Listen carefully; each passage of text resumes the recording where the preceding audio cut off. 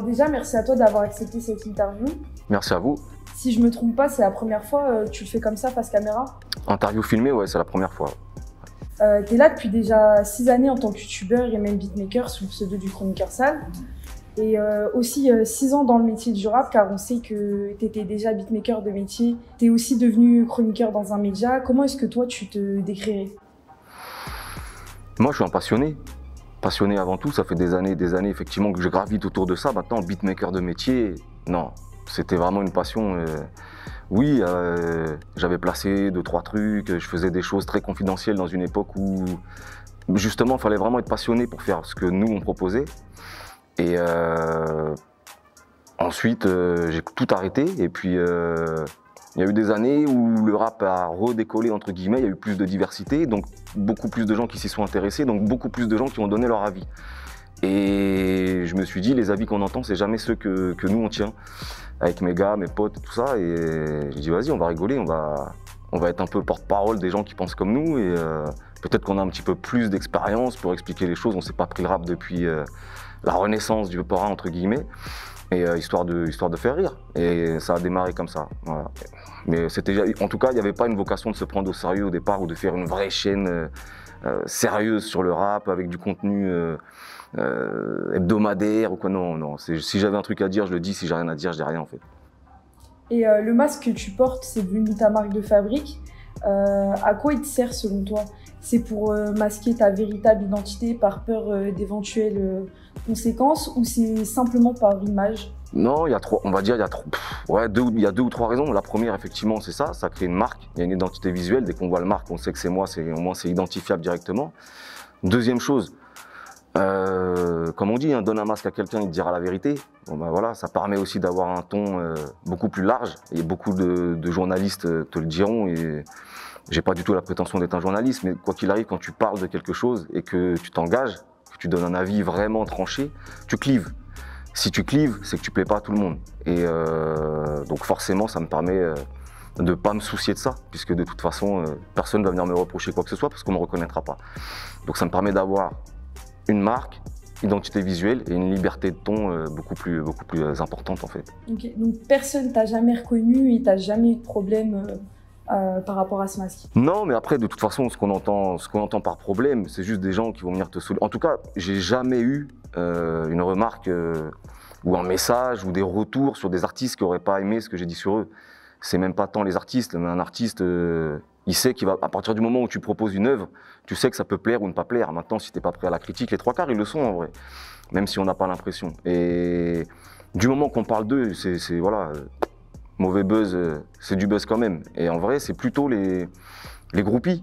Tu vois, le problème, les gens qui pourraient, si demain je suis un feu rouge, je suis avec mes enfants, je suis dans le RER, où tu veux, moi, flemme, tu vois. Moi, s'il y a Corentin, 14 ans, qui vient me casser les couilles parce que c'est pas toi qui as parlé de ci, de ça, flemme, frérot, flemme, vas-y.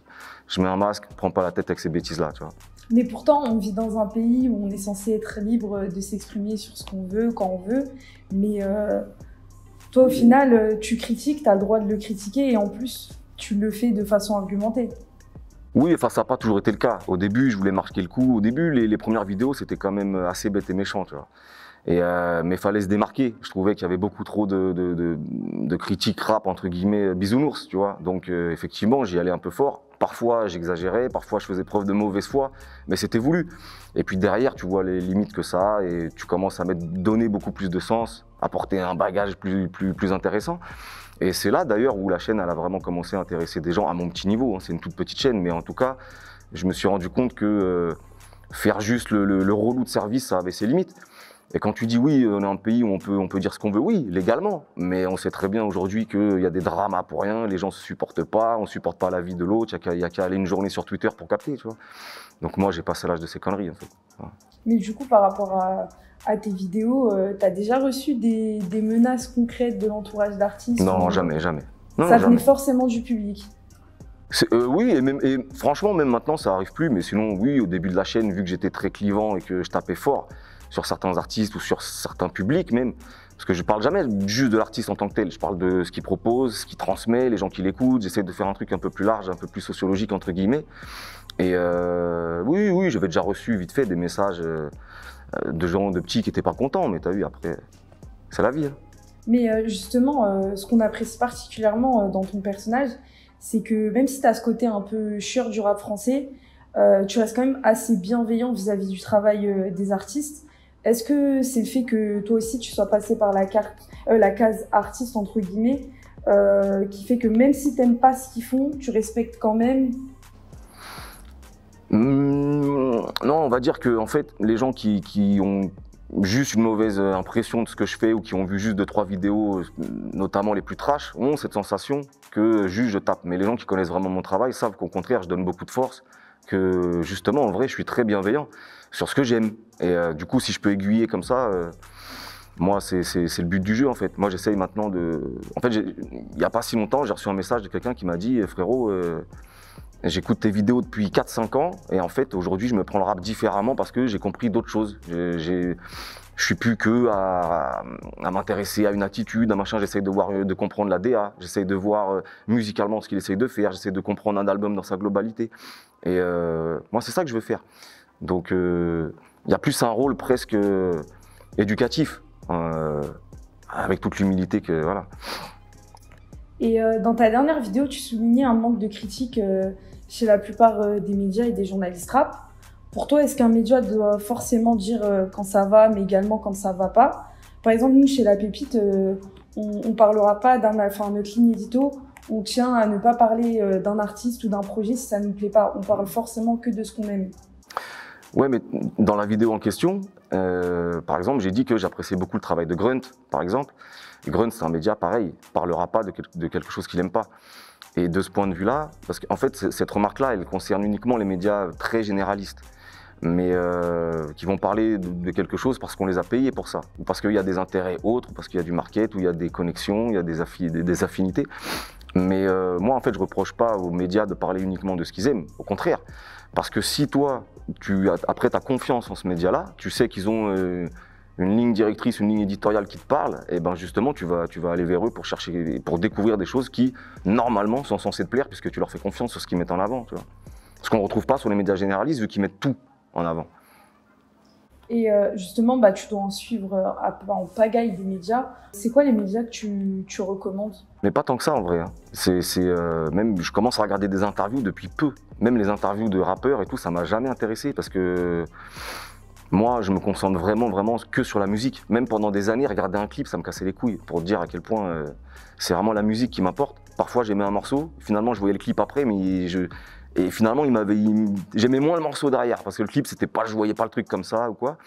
Les interviews, même chose. Souvent, je trouve que les artistes, ils n'ont pas grand-chose à dire. Certains, pas tous. Et du coup, des fois, ça m'intéresse pas plus que ça.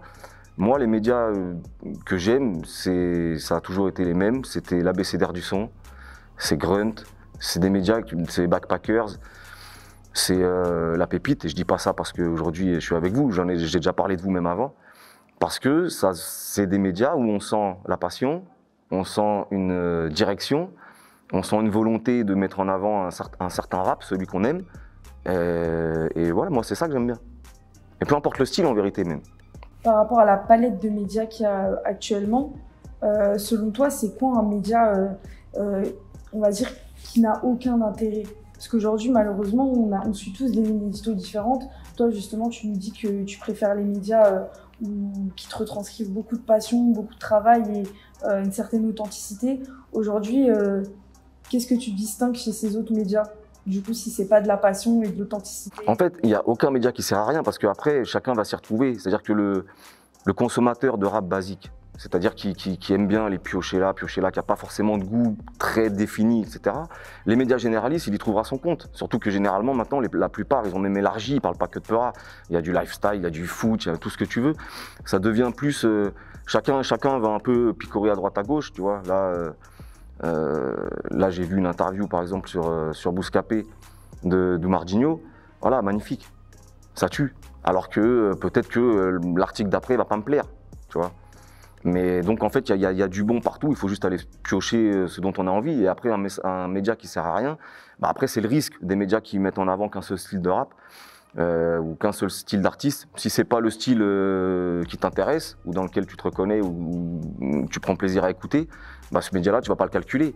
Mais c'est pas pour ça qu'il sert à rien. Après, là, c'est en fonction des goûts et c'est le but du jeu d'avoir des médias dans tel style. Mais en tout cas, ceux-là, je les respecte. Mais si ça parle que d'un type de rap qui m'intéresse pas, forcément, je vais pas les calculer. Tu vois.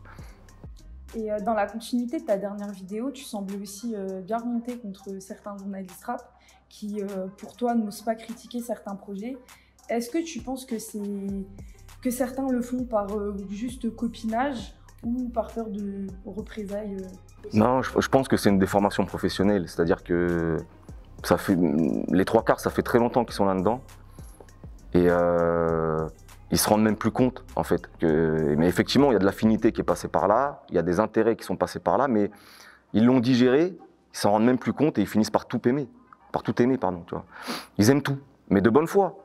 C'est-à-dire qu'ils ont perdu cette notion de goût perso et d'avis tranché, parce que toute la journée, ils voient défiler dans les locaux des rappeurs de tout style, des RP qui sont peut-être devenus, pas des amis, hein, mais en tout cas, c'est des gens qui côtoient dans le milieu professionnel, etc. etc. Ce qui fait qu'à la fin, par affinité, ils aiment vraiment, tu vois. Moi, ça m'est déjà arrivé. Moi, des fois, j'ai grandi, il y a très très très longtemps, j'ai grandi avec des potes et normalement, ils ne proposaient pas un rap qui me plaît. Mais vu que c'était mes gars, j'écoutais et je disais, ah, c'est pas mal quand même. Tu vois, et genre, finalement, t'aimes bien. Et je pense qu'on en est là, en fait. Je suis pas persuadé que c'est parce qu'ils osent pas. C'est peut-être qu'il y a des intérêts qui les dépassent et puis ils le font naturellement, au final. Et quelques mois après du coup, la fameuse vidéo dont on a parlé, tu rejoins Bouscapé dans une chronique pour le JDR. Bouscapé qui est un média qui a tendance à ne jamais critiquer les artistes. On peut dire que les opposés s'attirent finalement. Bah, moi, suite à cette vidéo, Hamad il m'a contacté. Il m'a dit voilà, nous on suit ton taf depuis un moment, on a regardé ta vidéo sur les médias, on a vu que tu n'étais pas nécessairement hostile à tout le monde, c'est juste que tu as compris comment chacun fonctionne.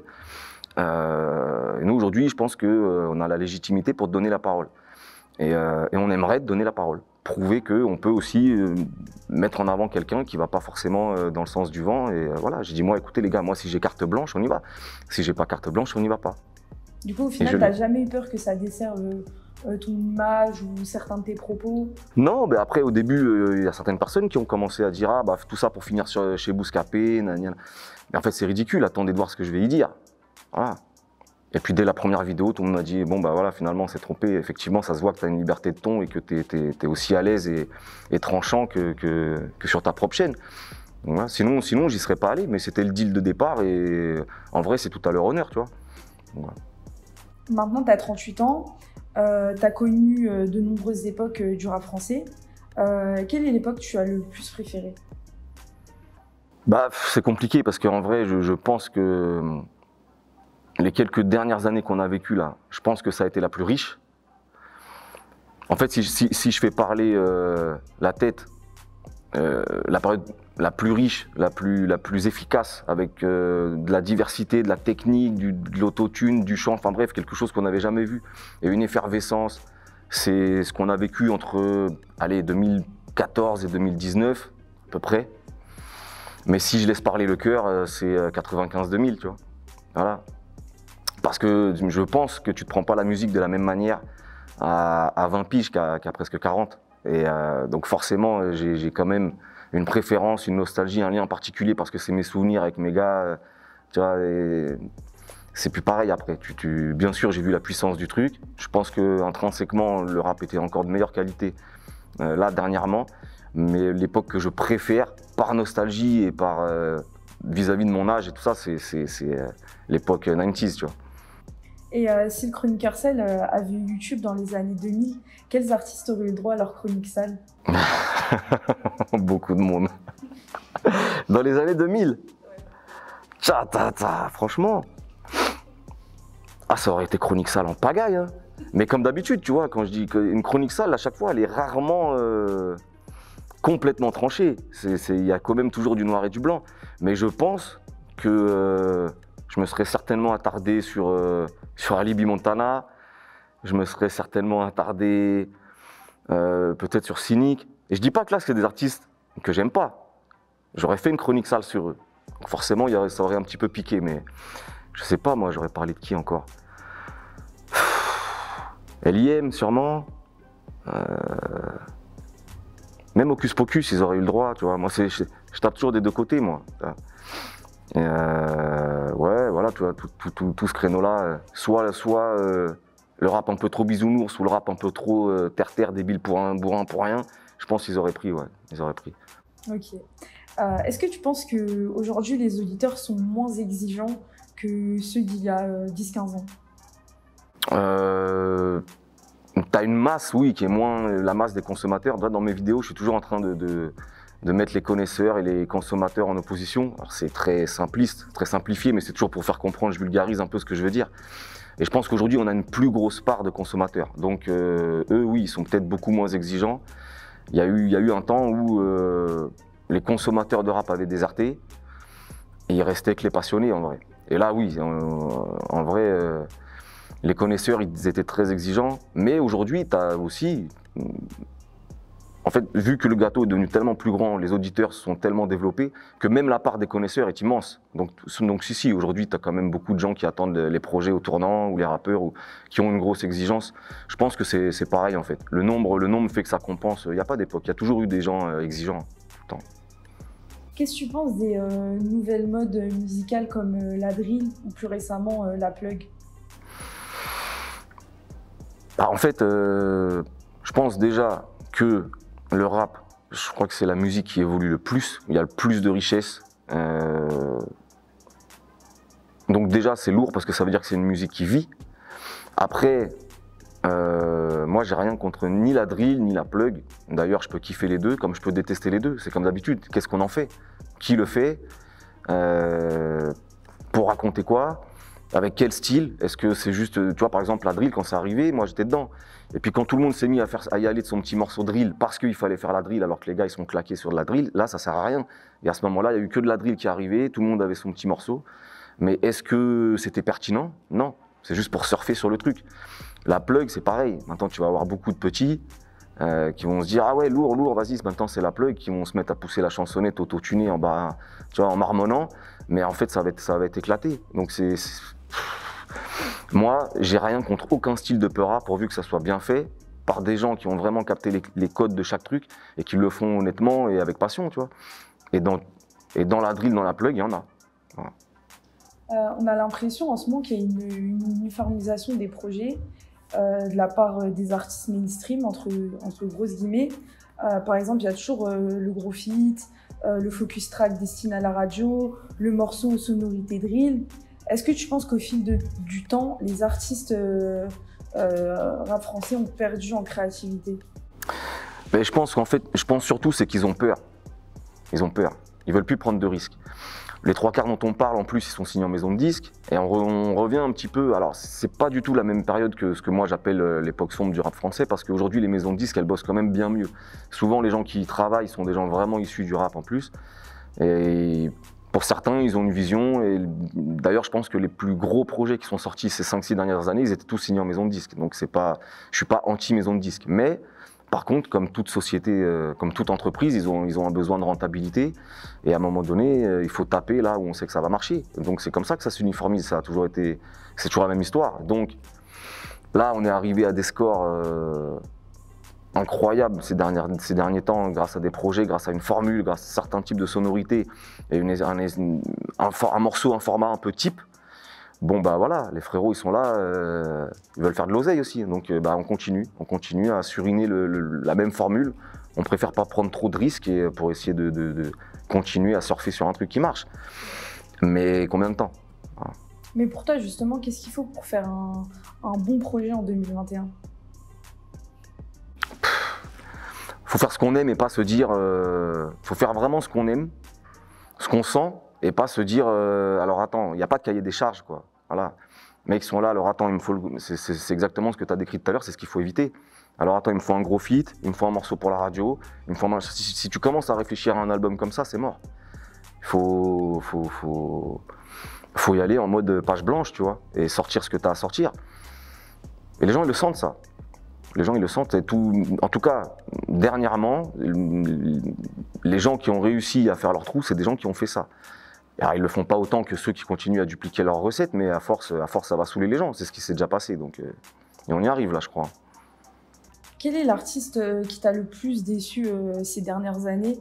Celui dont tu t'es dit il pouvait faire tellement mieux? Ou sinon, peut-être la question inverse, est-ce qu'il y a un artiste que tu attendais et justement il a été au-dessus de tes espérances?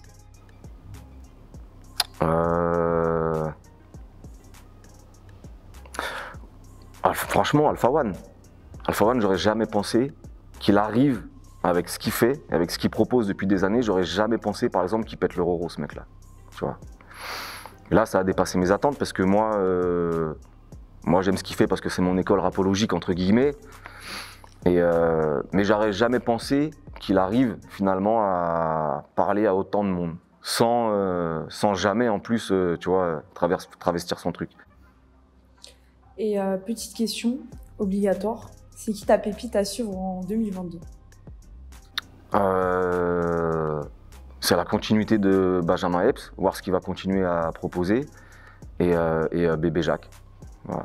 Et pour finir en beauté, est-ce que tu peux nous faire ton fameux slogan, fameuse citation? De fin? Bah, bien sûr, évidemment. Bon les frérots, abonnez-vous à la pépite, et ça fera plaisir à vos mamans.